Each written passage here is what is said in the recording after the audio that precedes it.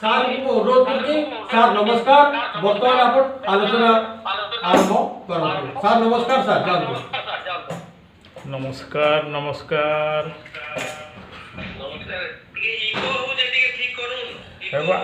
Army हुए न दादा आर्मी हुए न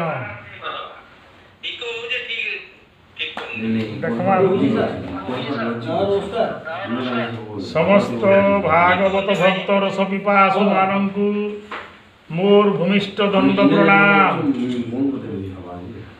समस्त मोर भूमिष्ठ दंड प्रणाम आम कपिल देवहूति संवाद संबंध में आलोचना करुला प्रत्येक दिन गोटे गोटे अध्याय नित्य सत्संग में पाठ करा अध्याय को आम आलोचना करिबा गतकाली आम चतुर्विंश अध्याय आलोचना करिथिला आज आम पंचविंश अध्याय आलोचना करिबा गतकाली आम कपिल जन्म पर्यंत आलोचना करिथिला भगवान 24 अवतार प्रसंगरु आम 24 अवतार प्रसंगरु 5 नंबर अवतार प्रसंग उपरे सम्यक आलोचना करिथिलु।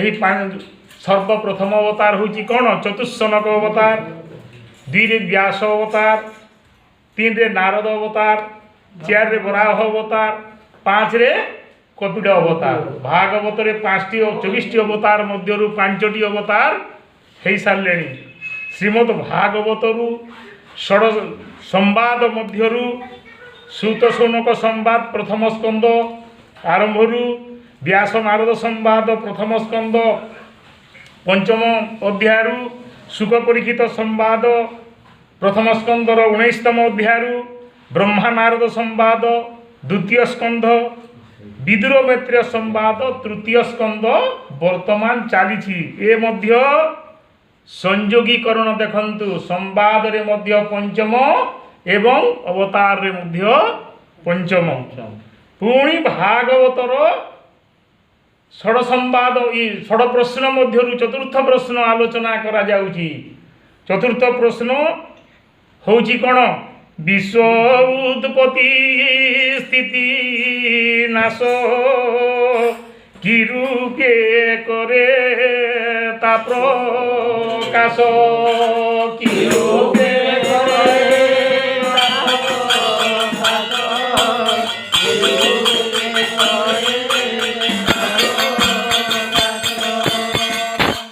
भागवतर 10 लक्षण मध्यरु प्रथम होची स्वर्ग से स्वर्ग लक्षणटा आरंभ होईची स्वर्ग रे विश्वर उत्पत्ति स्वर्ग लक्षणटा 10 लक्षण मध्यरु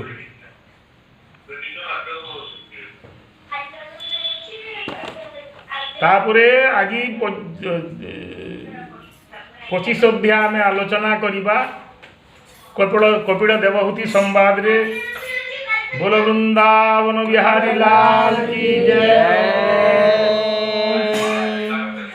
किए गुटेटा काना जे किए गुटे ऑफ करूँ साउंडटा यारे कि इको होचे हे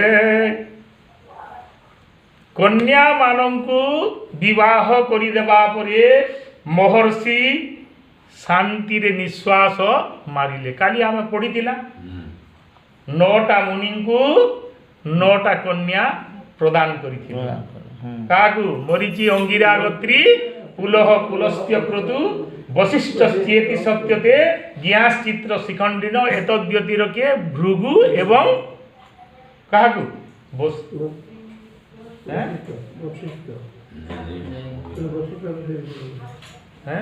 क्या कहते मन रखी बोले सीना हवा मुझे तो पाखरी जुईचे गतकाली 9टी कन्या को 9टी ऋषि को बाहा देते कि से 9टी जो बाहा देते से मध्यरु सप्त ऋषि थिले सप्तर्षि मंडल कि जोटा विद्यमान होती मरीचि अंगिरा गोत्री पुलह पुलस्त्य क्रतु वशिष्ठ चेति सत्यते ज्ञास चित्र शिखंडिन एवं क्या देते भृगु को देते आउ ଅଥର୍ବଣ କୁ ଦେଇଥିଲେ ହେଲା। ବଶିଷ୍ଠେ ବରି ଅରୁନ୍ଧତୀ ଅଥର୍ବଣକୁ ଦେଲା ଶାନ୍ତି ହେଲା। ଅଥର୍ବଣକୁ ଦେଲେ ଭୃଗୁକୁ ଦେଇଥିଲେ। ଅନ୍ୟ ଦୁଇ ଜଣ ବୋଲେ ଭୃଗୁ ଜଣେ ଏବଂ ଅଥର୍ବଣ ଜଣେ। ଏମିତିକି ନବ ଋଷିଙ୍କୁ 9ଟି କନ୍ୟା ଗତକାଲି ପ୍ରଦାନ କରିଥିଲେ ଏବଂ ସେହି କନ୍ୟାମାନଙ୍କୁ ବିବାହରେ ଆବଦ୍ଧ କରିଦେବା ପରେ ବିବାହ ବନ୍ଧନରେ ଆବଦ୍ଧ କରିଦେବା ପରେ ଆଜି କପିଳ ମହର୍ଷି ଆଜି କର୍ଦ୍ଦମ ଋଷି ସନ୍ନ୍ୟାସ ବ୍ରତ ଅବଲମ୍ବନ କରିବା ପାଇଁ ବାହାରି ପଡ଼ିଲେ ଏବଂ କପିଳ ଭଗବାନଙ୍କ ସମ୍ମୁଖରେ ଯାଇକିରି ନିବେଦନ କଲେ। କ'ଣ ନିବେଦନ କଲେ? ପରମ ପ୍ରଧାନମ ପୁରୁଷମ ମହାନ୍ତମ କାଳଂ କବିତ୍ରୀବୃତଂ ଲୋକପାଳଂ ଆତ୍ମାନୁଭୂତ୍ୟାନୁଗତ ପ୍ରପଞ୍ଚଂ ସ୍ୱଚ୍ଛନ୍ଦସଗତିଂ କପିଳଂ ପ୍ରପଦ୍ୟେ ତୁ ନାଥ ପରମ ପୁରୁଷ ପ୍ରକୃତି ରୂପେ ତୁ ପ୍ରକାଶ ମହତ ଆଦି ରୂପ ତୋର ଭୂତଙ୍କ ସୂକ୍ଷ୍ମ ଅହଙ୍କାର ତ୍ରିଗୁଣ ମୟୀ କାଳ ରୂପୀ ତୁ କବି ସର୍ବଭୂତେ ବ୍ୟାପୀ କପିଳ ରୂପ ଏ ଜଗତେ ତୁ ରୂପ আত্মজ্ঞান অর্থে শরণাগত তো চরণে মমনর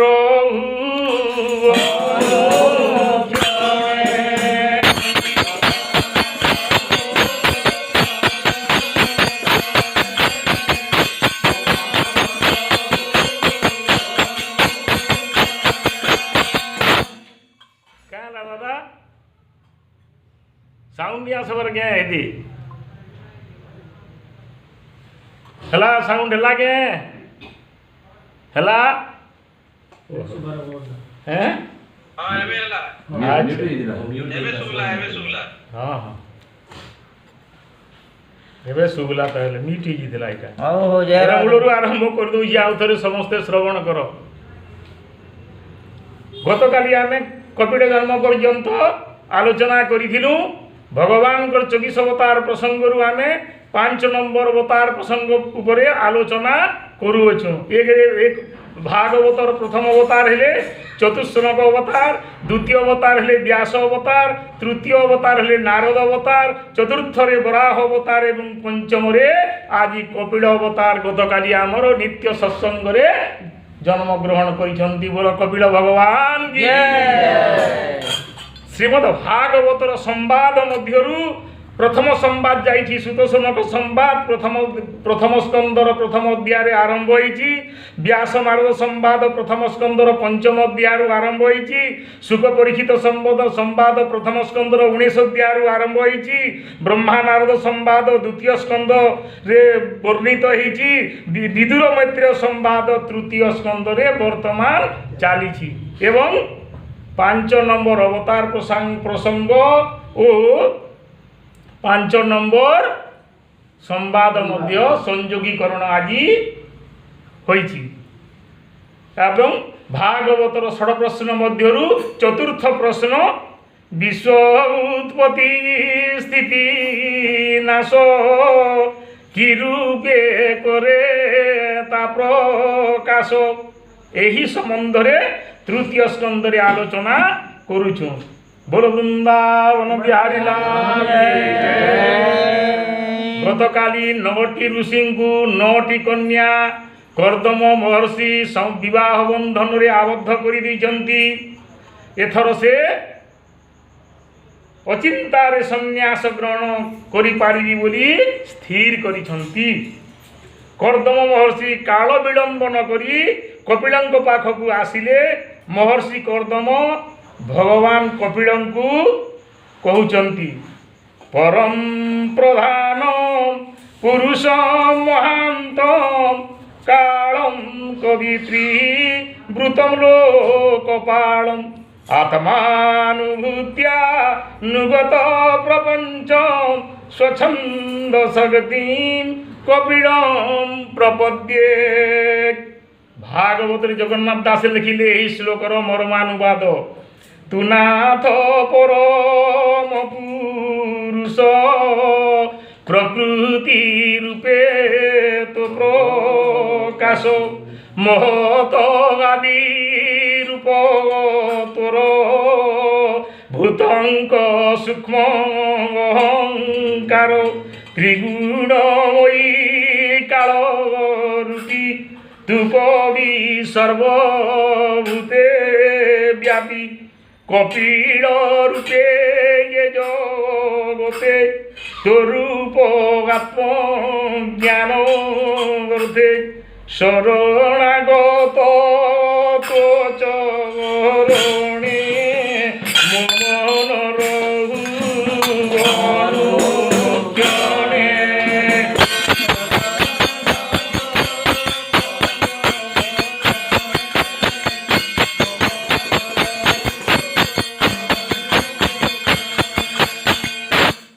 कर्दम ऋषि कहते हे पुत्र मते अनुमति दियो मु संन्यास धर्म अवलंबन करी। तापरे कपिल भगवान पिता को कहते तोहर मन प्रिय जेते सबु समर्पी दियो मते तोर चरणे भाव ओढ़ी चल तू गृह बंध एड़ी सुरुदे मुपाद भजिबु दुर्जय मरण तरिबु अंते बसिबु मो चरणे बेगे या तप साधवने। कपिल महर्षि कपिल भगवान तांकर पिता को अनुमति दे दी जे हे पिता तुम्हें संन्यास धर्म नहीं जो एवं मोर प्रति शरणागति भाव रखी सदा सर्वदा तपस्या रे निमग्न हो जाओ। एठारे प्रश्न उठी पारे निज गृह रे परम ब्रह्म को थाई मध्य कर्दम काहीकि संन्यास धर्म ग्रहण कले प्रश्न उठिब ना। साक्षात परम ब्रह्म भगवान जार घरे अवतरित होइजंती पुणी से लोकटा अन्य आड़ को संन्यास धर्म ग्रहण करी अन्य को पड़ी घर बाहर पड़े जीवा पाई इच्छा करुची प्रश्न निहाती उठिब। यार उत्तर होची मुक्ति दी प्रकार। गोटे मुक्ति होची कैवल्य मुक्ति अन्यटी होची भागवत मुक्ति भागवती मुक्ति। नंद यशोदा देवकी वसुदेव हेउचंती कैवल्य मुक्तिर अधिकारी जे परम ब्रह्म को कोଳରେ धारण करी लालन पालन करुथिले सेमाने कैवल्य भक्तिर अधिकारी किंतु सुकमुनि हेउचंती भागवती भक्तिर अधिकारी। कहीं आत्मा राम मुनि तांकर हृदय कमल से सदा सर्वदा भगवान को बसाई थिले एवं देखुथिले एवं मानस पूजा रे ही सदा सर्वदा व्यापृत रहुथिले। से होचंती निवृत्त मार्गर अधिकारी। एणु आज मध्य कर्दम मध्य हजार हजार वर्ष पूर्व तपस्या करथिले निवृत्त मार्ग अवलंबन करथिले।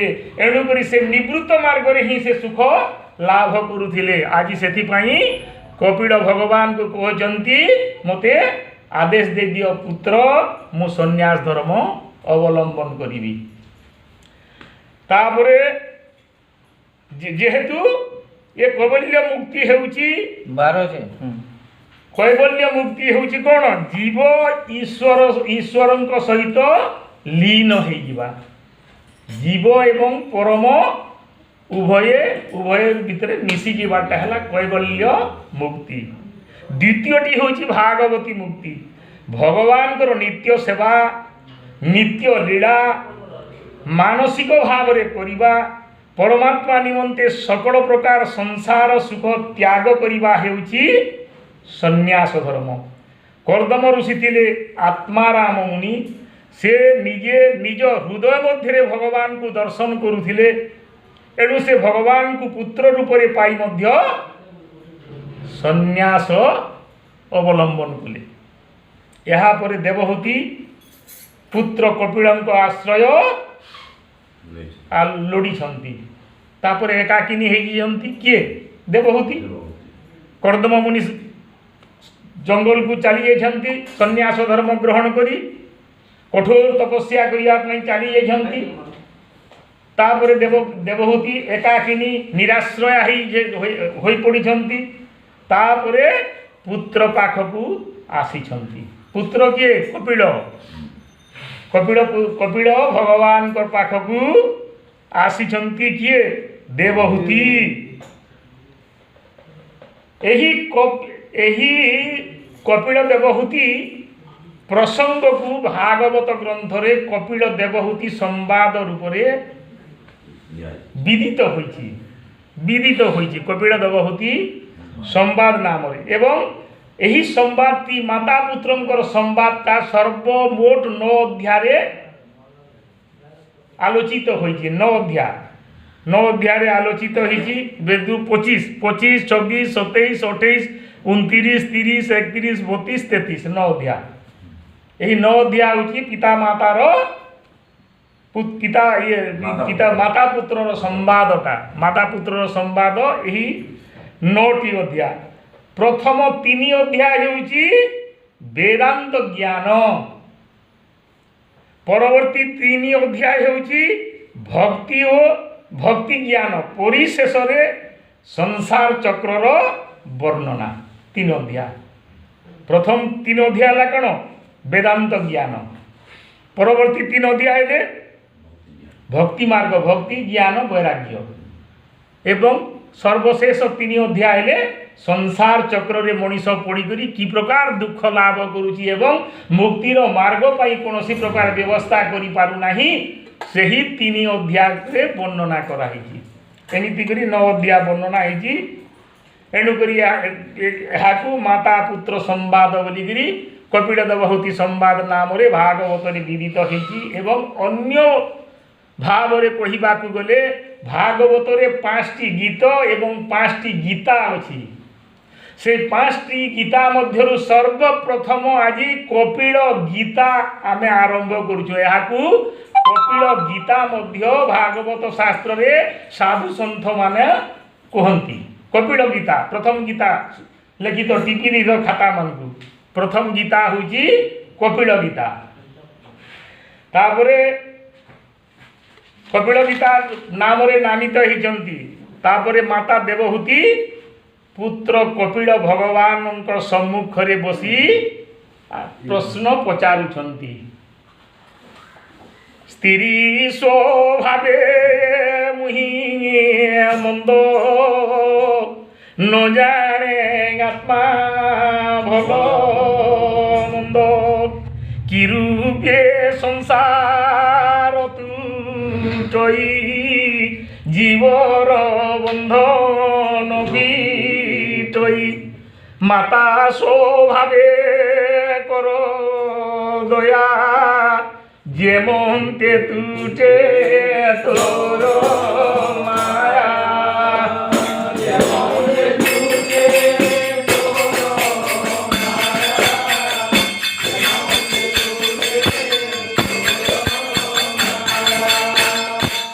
देवहूति माँ देवहूति आसिकी कपिल भगवान सम्मुखरे धन्यता भाव निजर प्रश्न प्रकाश कर कौन कहते स्त्री स्वभावे मुही मंद मु स्त्री जाति जन्म ग्रहण कर पुओ मु मंद स्वभावर अटे तापर कौन कहते न जाने आत्मा भल मंद मु आत्मा एवं परमात्मा संबंध मोर बिंदु विसर्ग धारणा नहीं कि रूपे संसार तुटई जीवर बंधन पिटई दुईटी प्रश्न कले कौन कले संसार किपरि भाव तुटी जीव एवं जीवर जो बद्ध भाव अच्छे से बद्ध भाव किपरि फिटी जीव दुईटी प्रश्न कले मातांकर एपरी प्रश्न शुणी कपिल मृदु हसवा लगे कहीं माता कहते कौन कहते स्त्री स्वभाव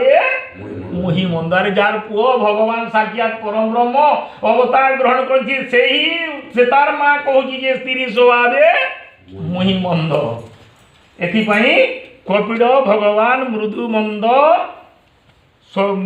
भाव हसवा लगिले माँ मोर निश्चित मत जे आध्यात्म योग ही हेउछि मनुष्य मानकर परम कल्याणकारी आध्यात्म कौन कहले आध्यात्म योग हेउछि मनीष मानकर परम कल्याणकारी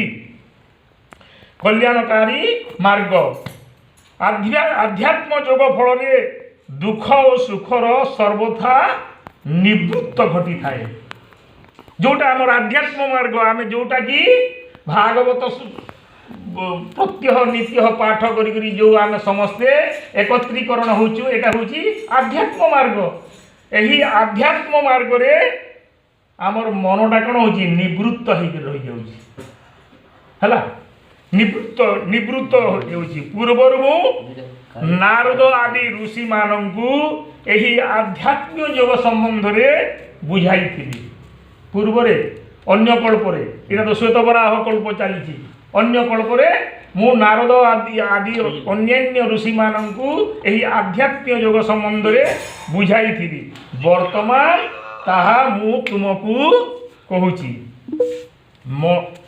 मन ही ए जीवर बंधन और मोक्षर कारण मन रखुन देखु मन हूँ जीवर बद्ध और मोक्षर कारण मनटा 10 इंद्रिय ऊर्ध्वे मनटा एकादश इंद्रियटा से मनटा हूँ बंधन और मोक्षर कारण दुईटा जिनिस बंधन भी कहले और मोक्ष भी कहले देख कौन से ही मनटा बंधन रे पड़ुची और से ही मनटा मोक्ष रे भीतर ने बंधन भी तुटी जाउची बंधन तुटी जीवाटा तो मोक्ष हैं परमात्मा को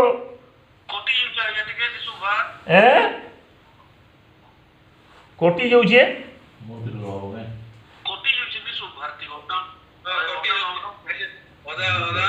हाँ ठीक है आ गोटे मोबाइल हेड कर दउछु आ गोटे मोबाइल कर दउछु अंतरा जदी होची ले देखुछु रहते दियो अछि के रेडी कर अछि दियो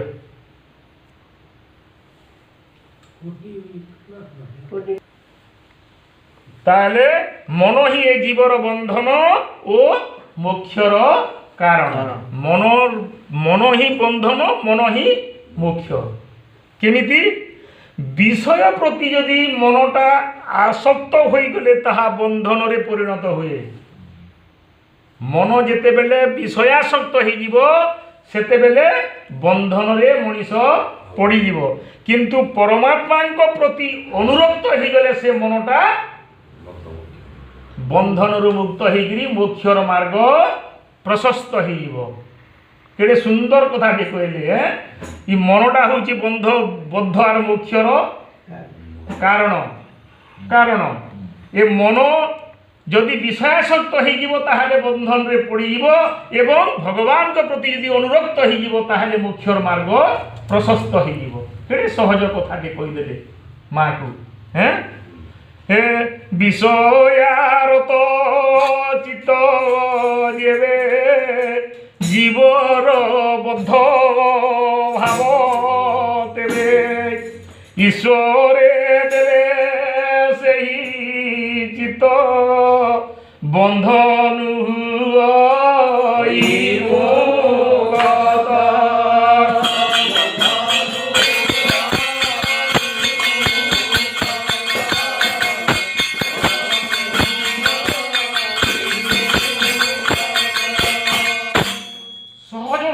बुझे देले माँ को क्या माँ तो और पाठशाठ किसी पढ़ी नथिले तांको जेते सहज बुझाइया आध्यात्म जोगटा चेष्टा करुछंती तापरे कोन कहउछंती हे माँ मु ओ मोर। भाव हेउची मनुष्यर काम क्रोध लोभ आदि विकार रे बांधी होई थाए। मु आ मोर भावटा काम मु मोर भाव द्वारा मनुष्य कोठी रे बंधा होईची नहीं, काम द्वारा क्रोध द्वारा विकार लोभ आदि विकार रे बंधन रे पड़ुची। हमर हृदय रे काम जात होची, हैं लोभ जात होची, क्रोध जात होची, तार द्वारा हमें सही विकार ग्रस्त रे पड़ी जाउछु। मन जेतेले एही विकार रु मुक्त ओ शुद्ध होई जाए से सुख दुख रु मुक्त होई जाए।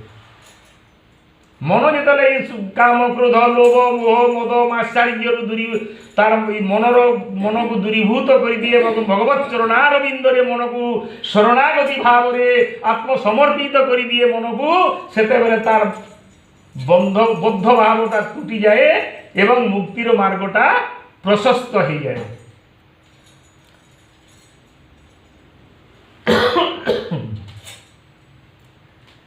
मनर उत्तम अवस्था आसिले जीवर हृदय ज्ञान नैराश्य भक्ति रे युक्त हो जाए। केनथिरे युक्त होचे हैं ज्ञान वैराग्य भक्ति रे से मनटा युक्त हो जाउचे। केतेले काम क्रोध लोभ मोह मदटा परित्याग हो दूरीभूत हो गले। हृदय ये हृदय भितर काम क्रोध लोभ मोह मद मात्सर्य दूरीभूत हो गले से कोन होची ज्ञान वैराग्य भक्ति रे मिसी जाउची, युक्त हो जाउची, मिसी जाउची। एनु करी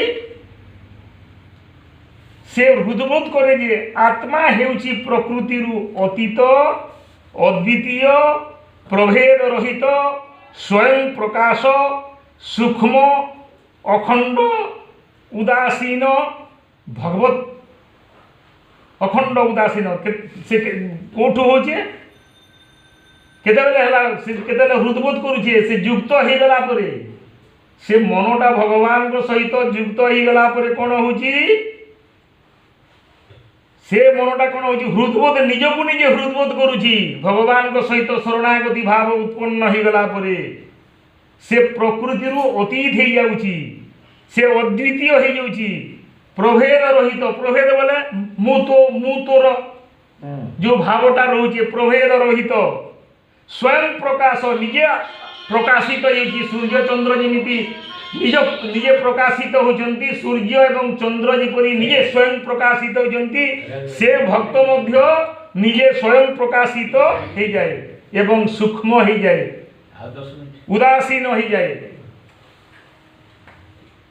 उदासीन हो जाए। भगवान को सहित सानिध्य संयोगीकरण हेले भगवत प्राप्ति पाइबा को हेले मां भक्ति हेउची श्रेष्ठ मार्ग मंगल मार्ग। ज्ञानी लोक माने मानती जे संग बा आसक्ति हेउची आत्मार एक अतूट बंधन, किंतु सही आसक्ति यदि साधु संगक प्रति हो जाए साधु संग रे रहिबा साधु संग रे सत्संग करिबा तेबे मोक्षर मार्ग प्रशस्त हो जाए। केडे सहज कथाटे कहले से मन के यदि आमे साधु संग रे लगै दमा कुसंगे का बोली कहउछन असाधु मिलई कुसंगे असाधु मिलई सुसंगे साधु संग पाई बोले जदि कुसंग द्वारा वास कर्मा बेले आमे कुसंगी हो जिमा एवं साधु लोक मान सहित यदि बसवास करदेवा ताहले आमे मध्य साधु हो जिबा।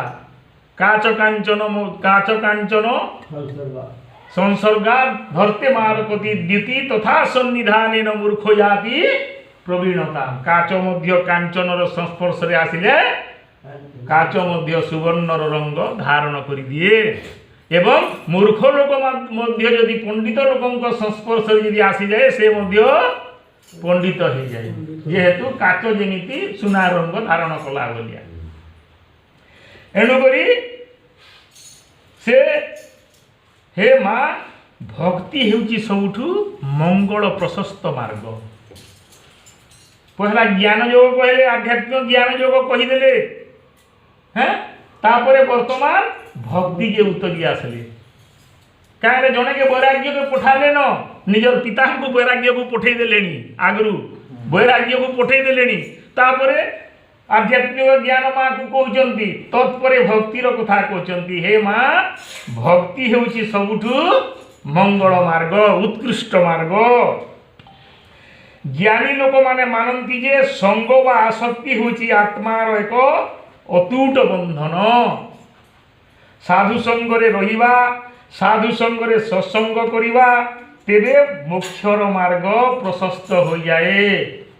आज समस्ते एठी जा बसिच समस्ते मोक्षर मार्ग प्रशस्त करिबा पाई समस्ते चेष्टित अछ बाढ़ुंती बन्हे नौच जहाँ पाप गुड़ाक अच्छे सबू महिला गुड़ाक देहरु दूरीभूत हो जाबार लगी आम समस्ते मुक्तिर मार्ग पाई प्रशस्त करुचु सत्संग माध्यम नित्य प्रत्यय सत्संग करी नहेले जीवर कल्याण केबे मध्य हेबो नाही मु तो कहे मनीष जन्म पाई जेते प्रस्तुति हुए मरण पाई केबे मध्य प्रस्तुति हुए नाही छुआटे जन्म हेले केते दिन आगु प्रस्तुति हेतिबो एकी तारिखे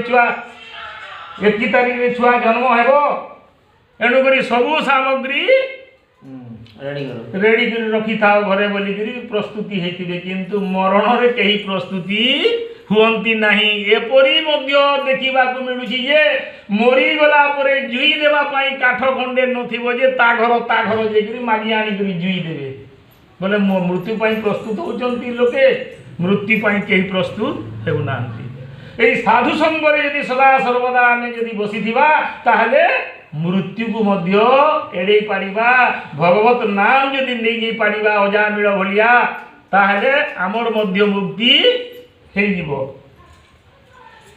इंद्रिय माने सदा सर्वदा विषय भोग प्रति आकृष्ट हंती हे माँ आमर जेते भी इंद्रिय अछंती समस्ते विषय भोग रे आकृष्ट किपरि भाव रे कहउचंती नै जीवा रस भोग पाई लालायित चक्षु रूप सुख पाई लालायित चर्म स्पर्श सुख पाई लालायित घ्राणेन्द्रिय सुगंध सुख आघ्राण पाई लालायित घ्राणेन्द्रिय बोले बुझल तो नाक हैला तापरे कर्ण सुमधुर स्वर सुख पाई सदा सर्वदा चेष्टित आमर इंद्रिय गुण एटा हूँ सब दुर्गुण गुड़ाक से कहले गीतार 18तम अध्याय 38 नंबर श्लोक रे भगवान अर्जुन को कहउचंती विषयेन्द्रिय संयोगा त्यक्तदग्रे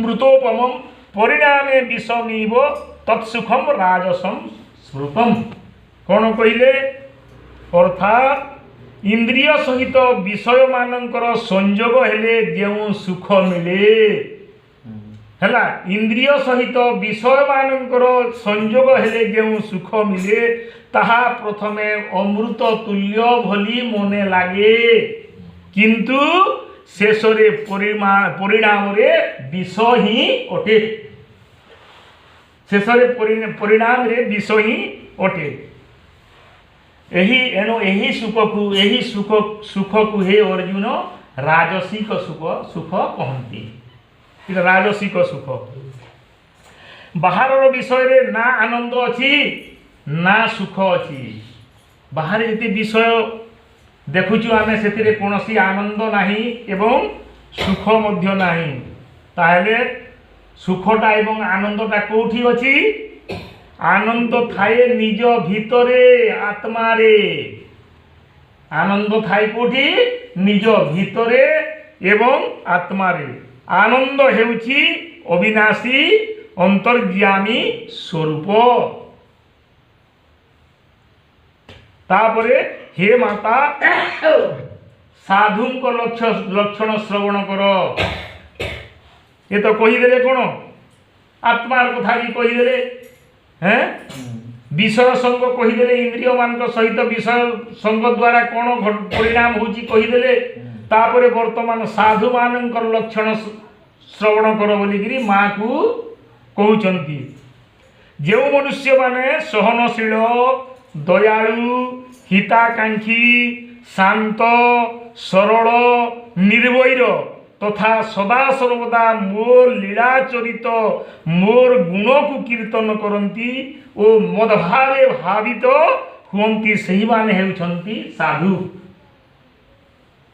केते कथा कहिदेले आमे गुटे के साधु बेले हवा के सारु सो आकर सार धर सो दु से सारे केतरा कथा कहिदेले और धुरे केतरा कथा कहिदेले हैं कामटी कहले सहनशील साधु गुटे सहनशील हवा कथा दयालु हवा कथा हिताकांक्षी हवा कथा शांत स्वभाव हवा कथा सरल हवा कथा निर्वैर शत्रुशून्य हवा कथा हैला और सदा सर्वदा मो लीला गुण चरित्र के सदा सर्वदा ध्यान करुथिबा कथा बोले से होची प्रकृत उत्तम साधु।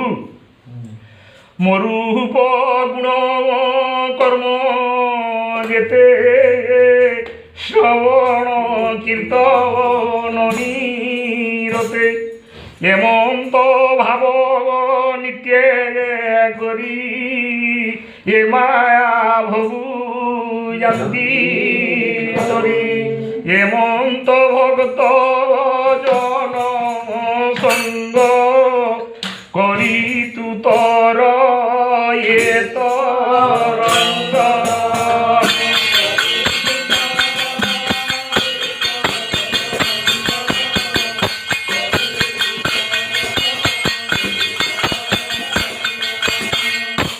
हे माँ आजिठू साधु पुरुष मानक सहित मिसी मोर लीला मोर रूप मोर गुण गुणानुकीर्तन कले निजे अन्य मानंकु सुनाई भगवान को कथामृत रे मज्जी जाई आनंदाश्रु प्लावित हेले जन्म जन्मांतर पुण्य उदित होई गले सही दिन मनीष को सत्संग मिली थाए।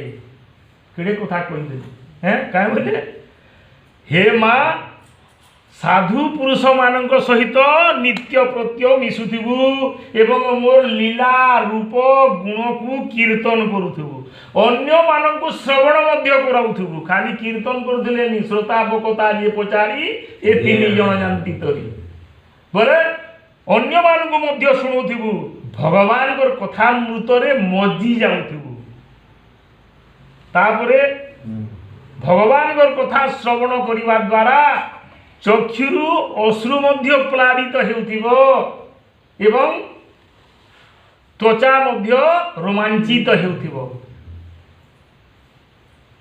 तापरे बोले जन्म तापरे कोन कहउचंती हे माँ जन्म जन्मांतरर पुण्य यदि हठात उदय हे जीवो सही दिन मनीष को सत्संग मिली थाए।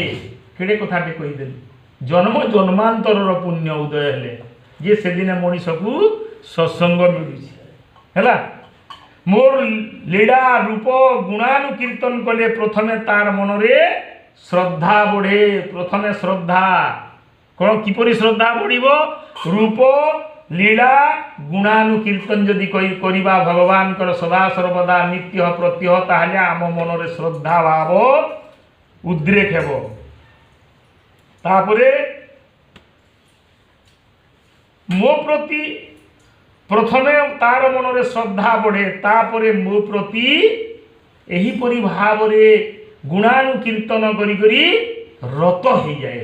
वर्तमान आपण मानकर समस्त जेमिति भागवत न हेले न चढ़े समस्त रति भक्ति आसीगलानी भागवत न हेले न चढ़े रति भक्ति श्रद्धा भावटा जाइकरी आमे 2 नंबर भाव के आसीगलुनी रति भक्ति रे आमे समस्ते आसीगलुनी एणु करी तापरे कोन होउची माँ ता हृदय रे विषवासना दूरीभूत होई वैराग्य जात हुए भक्तिर कथा कहते वर्तमान वैराग्य के आसीगले से भगवान कर सदा सर्वदा रूप गुणानुकीर्तन करी करी करी करी आम हृदय कंदरु विषय भावटा परित्याग होइकरी आमे श्रद्धारु रत भाव रे सदा सर्वदा रत हैला परे तापरे कोन होउची हृदय रे भक्ति भावटा जागृत होउची बोले वैराग्य भावटा ଜାଗ୍ରତ ହେଉଛି ବୋଇଲେ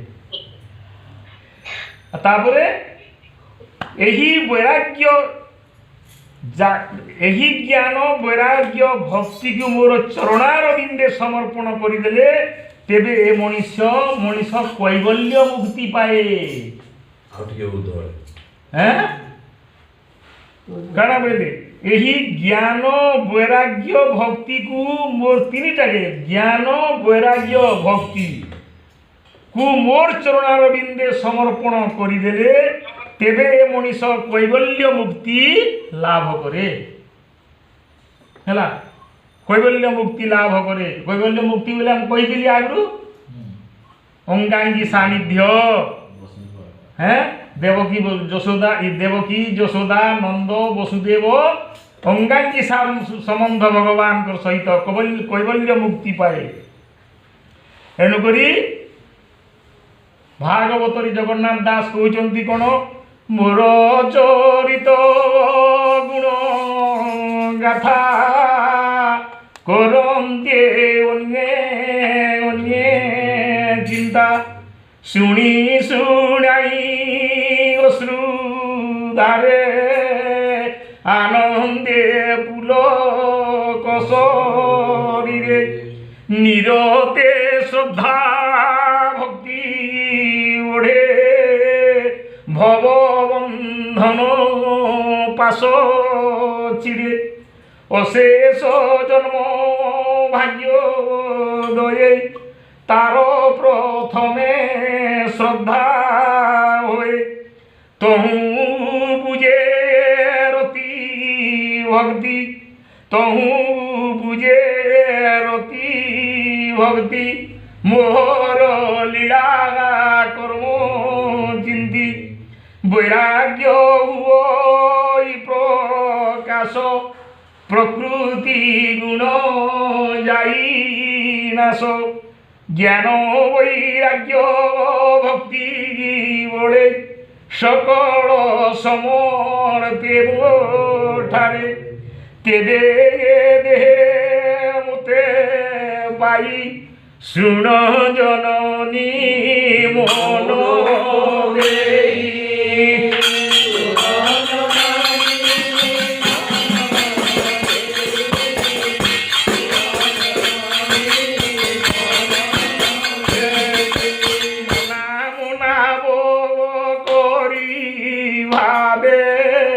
বসি তরি ভক্তি ভাবে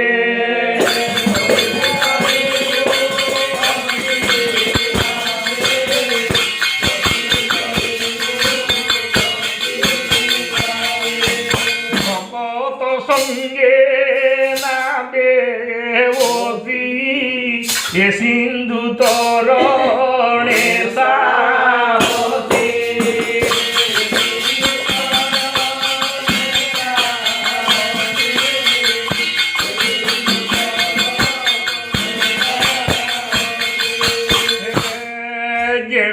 ভগত প্রিয় হরি তা ভাবে ভব সিন্ধু ধরে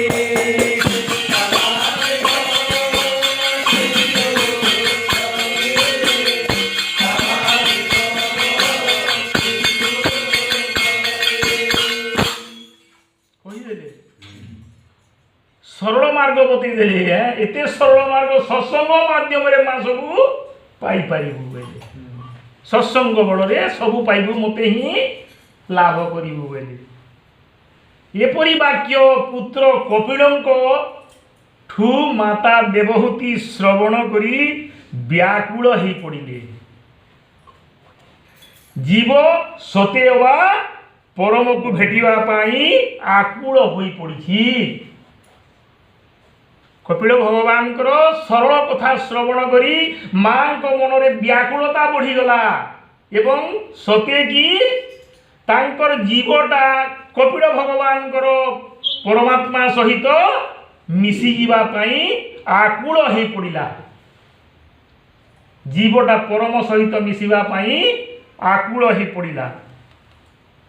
ପୁନର୍ବାର ଦେବହୂତି କପିଳ ଭଗବାନଙ୍କୁ ପ୍ରଶ୍ନ କରୁଛନ୍ତି कौन करुछंती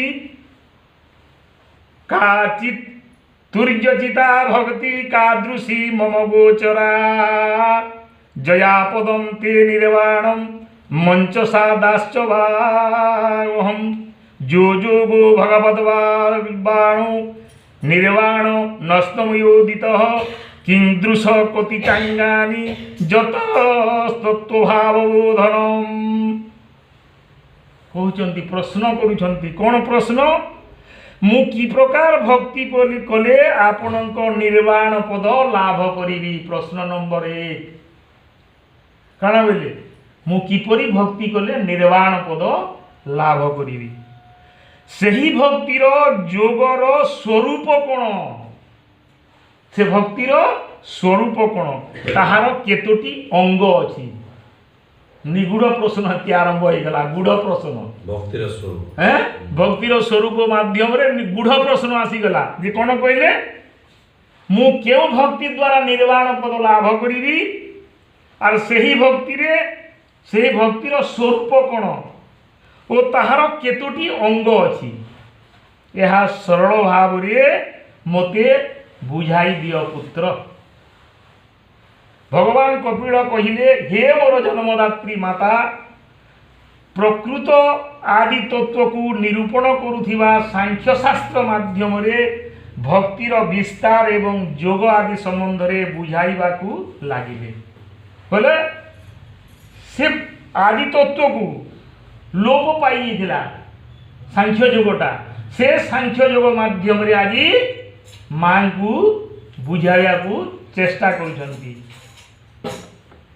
वेद विदित कर्म रे प्रवृत्त हेउथिबा ओ विषय ज्ञान जात करुथिबा उभय कर्मेंद्रिय ओ ज्ञानेंद्रिय एकाधार रे प्रभुंको ठारे समर्पित होई जिबा श्रीहरि अभिमुखी होई जिबा ही हेउची अहेतुक भक्ति हला अहेतुक भक्ति गुटे देखो अहेतुक भक्ति काना बोले पंच कर्मेंद्रिय पंच ज्ञानेन्द्रिय एकाधार रे यदि प्रभुंको ठारे समर्पित हो गले सेटा हला अहेतुक भक्ति पंच ज्ञानेन्द्रिय पंच कर्मेंद्रिय यदि भगवान कर अभिमुखी हो गले भगवान अभिमुखी हो गले ताले सेटा हला कोन अहेतुक भक्ति हेतुक भक्ति अहेतुक भक्ति हेतुक भक्ति बोले कोन कामना रहित भक्ति आमे जिमा भगवान कर पाखरे मोर पुओ के चाकरी गुटे करी देबू प्रभु नड़िया गुटे तोते देनी इटा हला हेतुक भक्ति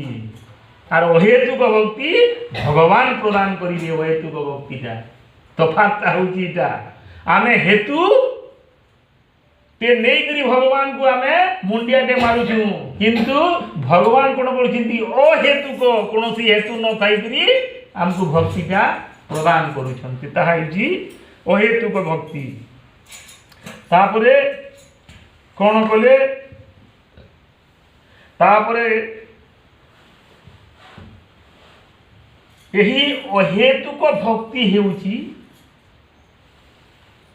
अहेतुक भक्ति हेउची सबुठु श्रेष्ठतम भक्ति जेते भी भक्ति अछि सबुठु ये अहेतुक भक्ति भगवान होची श्रेष्ठतम भक्ति यहाँ परे भगवान सायुज्य भक्ति सालोक्य भक्ति सामीप्य सायुज्य मुक्ति सालोक्य मुक्ति सामीप्य मुक्ति संबंध रे माँ को बुझाई सद्य मुक्ति क्रम मुक्ति मध्य कहिचंती पांचटा मुक्ति संबंध रे कहिचंती सायुज्य मुक्ति आजिकार अध्याय रे सायुज्य मुक्ति अछि कोन सायुज्य मुक्ति मोर पाद सेवा रे प्रीति होई प्रसन्नता निमंते मो प्रति करुथिबा कर्म मोर गुण कीर्तन और मो सहित एकाकार हेउथिबा भक्त को सायुज्य भक्ति मिले बोले भगवान करो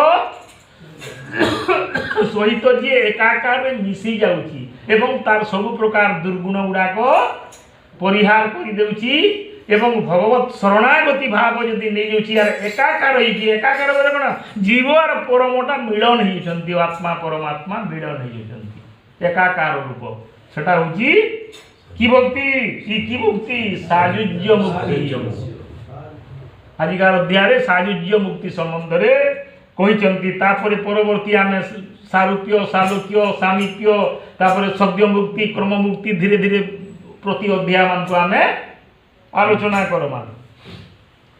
ଏଣୁକରି କିନ୍ତୁ ମୋର ଭକ୍ତ ମା କିନ୍ତୁ ମୋର ଭକ୍ତ ଏହି ସାଯୁଜ୍ୟ ମୁକ୍ତି ପ୍ରଦାନ କଲେ ମଧ୍ୟ ଚାହେଁ ନାହିଁ, ଏଡ଼େଇ ଦିଏ।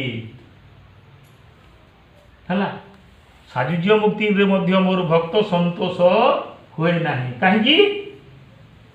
ଏଥିରେ ବି ମୁକ୍ତି ହେଲେ ମଧ୍ୟ କ'ଣ ହଉଛି, ବାରମ୍ବାର ବାରମ୍ବାର ଜୀବନ ଚକ୍ରରେ ପଡ଼ିଥିବ ସେ। ସେଥିଲାଗି ଭକ୍ତଟା ଚାହେଁନି କେମିତି ଭାବରେ ଗୋଲକ ଧାମକୁ ପହଞ୍ଚିବ, ଆଉ ସେଠି ସଦା ସର୍ବଦା ଭଗବାନଙ୍କର ପରିକର ରୂପରେ ଥିବ। ସେ ଇଚ୍ଛା ହିଁ ସଦା ସର୍ବଦା ତା ମନରେ ଜାଗ୍ରତ ହେଉଛି।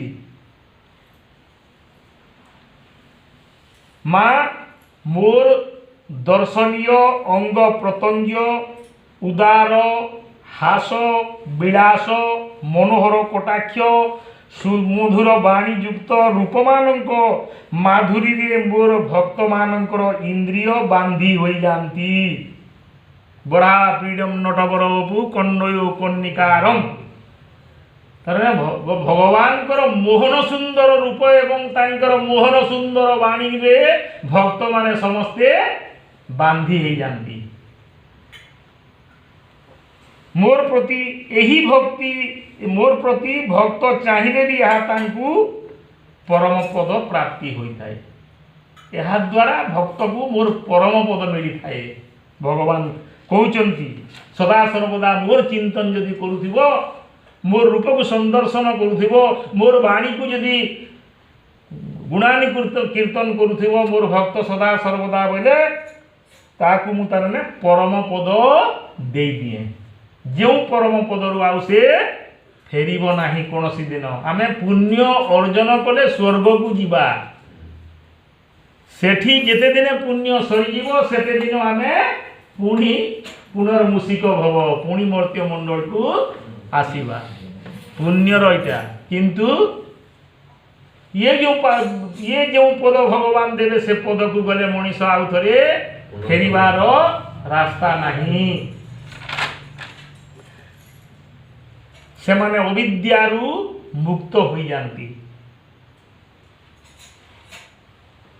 ଭକ୍ତି ରୂପକ ପ୍ରବୃତ୍ତି ଫଳରେ ସ୍ୱୟଂ ପ୍ରାପ୍ତ ହୋଇଥିବା ଅଷ୍ଟାଦଶ ସିଦ୍ଧି ଐଶ୍ୱର୍ଯ୍ୟ ମଧ୍ୟ ଇଚ୍ଛା କରନ୍ତି ନାହିଁ। ମୋର ଭକ୍ତମାନେ ଅଷ୍ଟାଦଶ ସିଦ୍ଧି କିମ୍ବା ଐଶ୍ୱର୍ଯ୍ୟ ମଧ୍ୟ ଇଚ୍ଛା କରନ୍ତି ନାହିଁ ମୋର ପରମ ପଦକୁ ପହଞ୍ଚିଗଲା ପରେ। ଯେହେତୁ ମୋର ପରମ ଧାମରେ ଏହା ସେହି ଭକ୍ତମାନଙ୍କୁ ସୁଲଭ ହେଇଯାଏ, ଯାହା ଚାହିଁବେ ତାହା ପାଇପାରିବେ, ସୁଲଭ ହେଇଯାଏ। ଅଷ୍ଟାଦଶ ସିଦ୍ଧି ନବନିଧି କେ ନାତା ଏକ ଯିଏ ଆବଶ୍ୟକ ନାହିଁ। ସେମାନେ ଅତି ସୁଲଭରେ ମୋର ବୈକୁଣ୍ଠ ଧାମରେ ସେମାନେ ପାଇପାରିବେ। ଏଣୁକରି ସେମାନେ ପ୍ରାପ୍ତ ହୋଇଯାଇଥାଏ। ଯେଉଁ ଭକ୍ତମାନଙ୍କ ମୁଁ ହିଁ ଏକମାତ୍ର ପ୍ରିୟ ଆତ୍ମା, ପୁତ୍ର, ମିତ୍ର, ଗୁରୁ, ସୁହୃଦ, ଇଷ୍ଟଦେବ, ସେମାନେ ଅନାୟାସରେ ହିଁ ସବୁ ଲାଭ କରନ୍ତି। ଭଗବାନ କାଁ ବୋଇଲେ ଭକ୍ତକେ ବୋଇଲେ ମୋର ପ୍ରିୟ ଆତ୍ମା ସେ, ମୋର ପୁତ୍ର, ମୋର ମିତ୍ର, ମୋର ଗୁରୁ, ମୋର ସୁହୃଦ, ମୋର ଇଷ୍ଟଦେବ ବୋଲଛନ୍ ଭକ୍ତକେ। ଇ ଭକ୍ତ ମାନେ ଯଦି ମୋର ଧାମକେ ଆସିଯିବେ ତାହେଲେ ଅନାୟାସରେ ଇ ସକଳ ପ୍ରକାର ଐଶ୍ୱର୍ଯ୍ୟ ପାଇପାରିବେ। ଆର୍ ଇ ସଂସାରରୁ ଅନାୟାସରେ ଉଦ୍ଧାର ହେଇଯିବେ ବୋଲଛନ୍। ତାପରେ କାଣା ବୋଲଛନ୍ ଭାଗବତରେ ସୁନ୍ଦର ପଦ ଲେଖିଛନ୍ତି ଜଗନ୍ନାଥ ଦାସ। ଦେଖ ପବନ ମୋର ଡରେ ବହଇ ବାହ୍ୟ ମୋଭয়ে ভজে দিন কর, মোভয়ে উদে দিন কর, মো ডরে বর্ষে সুনাসিল, মোভয়ে যমদণ্ড ধরে মৃত্যু সকল প্রাণী ঘরে, শশাঙ্ক দিশই আকাশে প্রাণীঙ্ক মনসে আশ্বাসে এবন্ত মহাযোগী জনে যন্ত্রিত মোহর জনে সেবন্তী মোহর চরণে সংসার যারইছি মনে সে দয়া সংসার সেবন্তী মোহর চরণে সংসার পাইছি মনে। তাপরে কপিল ভগবান কହୁଛନ୍ତି মোর ভୟରେ ଚନ୍ଦ୍ରଗଲା ଉଦୟ ହେଉଛି, ସୂର୍ଯ୍ୟ ବି ଉଦୟ ହେଉଛି, ଇନ୍ଦ୍ର ମଧ୍ୟ ବର୍ଷା କରୁଛି, ପବନ ମଧ୍ୟ ସବୁ ଜାଗାରେ ପ୍ରବାହିତ ହେଉଛି ହେଲା। ମୋର ଭୟରେ ଯମ ଦଣ୍ଡ ଧାରଣ କରିଛି। ତାପରେ ଆକାଶରେ ସୂର୍ଯ୍ୟ ଚନ୍ଦ୍ର ମଧ୍ୟ ଉଦୟ ହେଉଛନ୍ତି।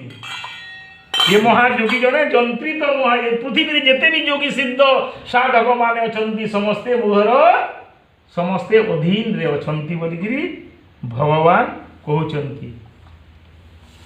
आज हे गला समय 9टा पाखापाखी 5 मिनिट अछि बोले एति पुरस्चरण करि दवा हैं तापरे आसंता दिन कहबा काहे समयानुवर्तिता हेबा निश्चित कथा हैं किए काली कही दी मुकिनी किए श्रोता किए सरता किए श्रोता भागवतर 3टा श्रोता अछन किए सरता बोले पुलाती और किए श्रोता बोले सुई देला गला और किए जे प्रकुल श्रोता हां एटा तो देखु जे लक्ष्य करू जे हेतिन लागि दिन जाक टायर ही देथि बार भागवत सुनले आराम से काठी गुटे के पई गले आ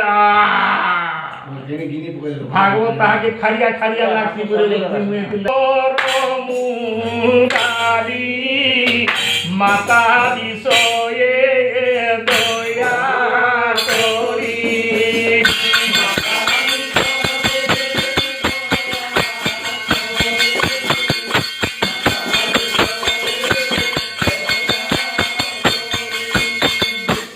কহিলে উপদেশ সুজন জনে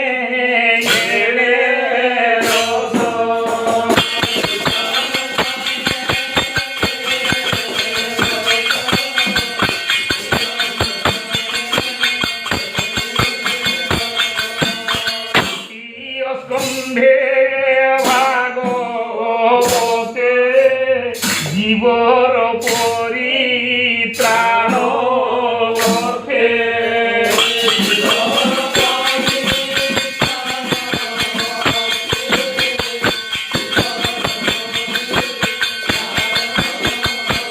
বিষ্ণু চরিত সুধা রস কই জগন্নাথ দাস